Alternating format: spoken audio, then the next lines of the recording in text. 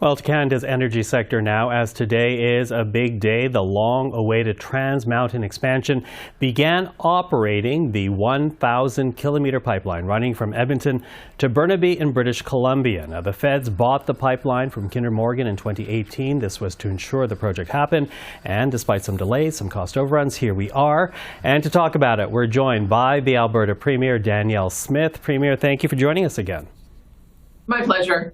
Now, you're on record as saying that today's development is a game changer. What do you mean by that? In a couple of different ways. I mean, at the political level, one of the things that we should have confidence in is that Canada can complete major, large industrial nation-building projects. I think that should give us some encouragement. It also shows that you can have federal-provincial cooperation in even different political parties pushing towards the same goal. I mean, I think that also should give some investor confidence. But from a dollars and cents point of view, this increases our ability to export Canadian crude internationally, which will allow us to get new customers, which will allow us to get better prices. That not only helps Alberta, but it also helps the federal government as well with the extra corporate and personal income taxes they'll be able to generate. So I'm very encouraged by the fact that first oil is beginning to run through that line. Okay, I'm going to get to the cooperation a little bit later, but on this point of celebrating this official start, as I noted, there were some cost overruns here. It took longer to build than initially thought, and as a result, oil companies who want to use TMX will be charged tolls that I guess are higher than what they want to pay. Will that affect the success of the pipeline and the economic benefits that you're pointing to? I don't think so. I mean, I've seen some economic analysis that suggests that there's about 80% of the pipeline that is currently debt financed, and that will continue. And the tolls that are going to be paid will pay the majority of that debt off. And then in addition to that, there'll be an equity stake. Ultimately, when the government sells it, there'll be a smaller portion that goes into share purchase. And I hope they're able to get a First Nation equity partnership. I think that would be really important. So I think the first step is that it looks to me like taxpayers will not be on the hook for this. And I think that's important in order to have public support for this major project. But secondly, yes, the tolls are going to be a little bit higher. But guess what? The amount of dollars that the companies are going to be able to get from the higher sale price of the oil is going to be important too. I've heard, when you look at what has happened in Canada, because we only had one customer, the United States, whenever we got bottlenecked, our oil prices would shrink. So we would go down and have a difference of about, I think it got to as high as $40 below West Texas Intermediate. That differential is now narrowed and it's going to continue to narrow. So they'll be able to sell their product at a much higher price than they were able to with only having one customer, the Americans. So I would say, yeah, maybe the tolls are a little bit higher, but in the end, I think it's going to be worth it for everyone. It's a win all around. Okay. Now, of course, you pointed to the government cooperation that allowed this pipeline to actually, the expansion of it to actually be completed. And the federal government is being criticized, has been criticized for investing in TMX despite pursuing, an environmental program on the other side. You thanked Justin Trudeau for getting this project done. Does that mean you appreciate the kind of a political tightrope that the Prime Minister has to walk on the issue between oil development and the environment?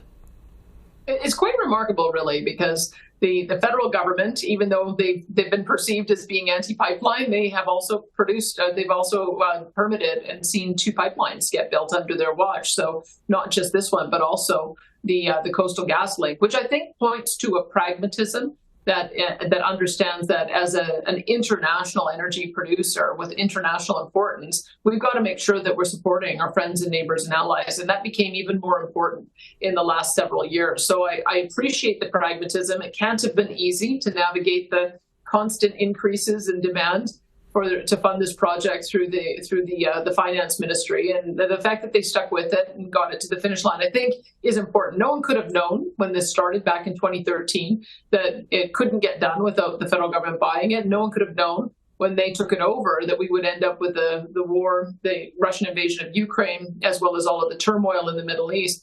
But I think it is demonstrating why it is Canada needs to be an important partner and player on the international scene. So I hope people understand that the world does need more Canada, and that this is a very encouraging project, and we should do more of them.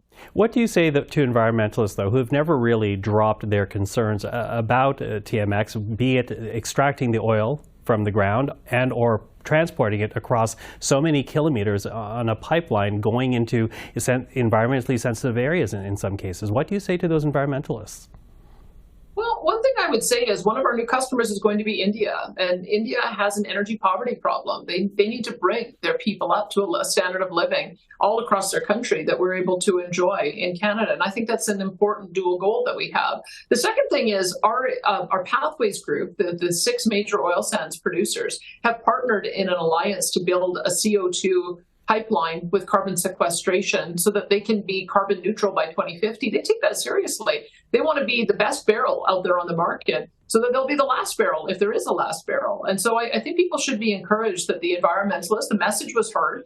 This is what they're hearing from their shareholders. This is what they're hearing from their customers. They've taken it seriously, and they've embarked on a really ambitious project to make that happen. I guess the third thing is that the benefit that we have of this heavier type of crude is it can be turned into a number of different products, including asphalt. And whether you're driving a combustion engine vehicle or a zero emissions vehicle, you're going to need roads to drive them on. And if we're able to reduce the emissions in the production and then not be combusting it because we're laying it on the road for asphalt, that should allow for environmentalists to see that increasingly this is a construction material. It's going to be less emissions. And our companies in our province are very serious about reaching that carbon neutral target. Mm-hmm. So as we said, a big day on many cases when it comes to TMX. But before you go, talking about the Prime Minister, you have called for a First Minister's meeting on the carbon tax. I'm wondering where that stands right now. We have not heard a positive response from the Prime Minister. He said that he met with the premiers back in 2016. Unfortunately, I don't think there's any premier currently at the table that was at the table back in 2016. And the rules changed. I mean, when the Prime Minister first got buy-in on this, he was talking about a carbon price that would not exceed $50 per ton. It's now up to $80 per ton. It's going up to $170 per ton. And people are already feeling the pinch of that. So I have told him that I think the point was made. People understand that the tax is there, but it can't keep on going up like this. It's just too hard on people. I think he would have done well to avoid doing the increase on April the 1st. And at this point, I think he needs to roll it back. Our position is we'd like to see it gone altogether, because I believe that the real emissions reduction is going to happen on the things like I just talked about. The industrial emissions, pathways, we're doing net zero petrochemicals, net zero hydrogen, net zero cement. Those are the ways in which we can offer new choices to consumers rather than just punishing them. The sad part about the carbon tax is right now, there just isn't any way to avoid it, because the transition hasn't taken place. The alternatives aren't available. They're not readily available. And that's why it's causing such a pinch. There just isn't any way to avoid that tax. Well, we continue to watch to see what happens on that file. But again, for today, Premier Smith, thank you for making yourself available. Thank you.